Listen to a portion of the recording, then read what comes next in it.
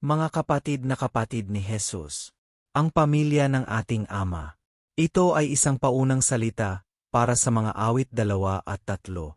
Ang mga madasalin na awit na ito ay dinisenyo para palakasin ang aming visualization, ang mga lokasyon ng ating lobes.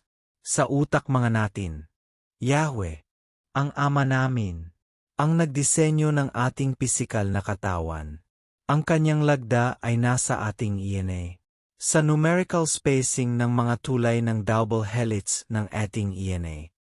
Pagkatapos linangin ang sangkatauhan, sa halos 2,000 taon, ang kaluwalhatian ni Yahweh, humingi sa ating Birheng Maria ng kanyang pisikal na DNA.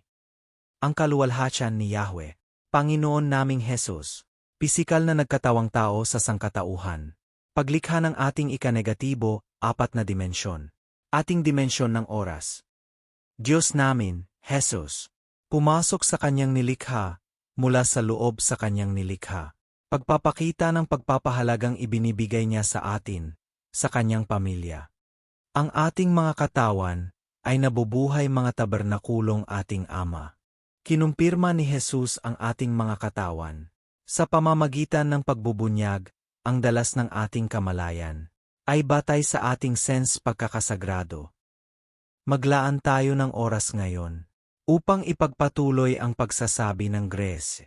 Habang huminga tayo, nararanasan, Genesis, pisikal na pakiramdam ating Panginoong Jesus, hininga ng buhay, at ang epekto ng kanyang banal na hininga ng buhay ay may pisikal na sa atin.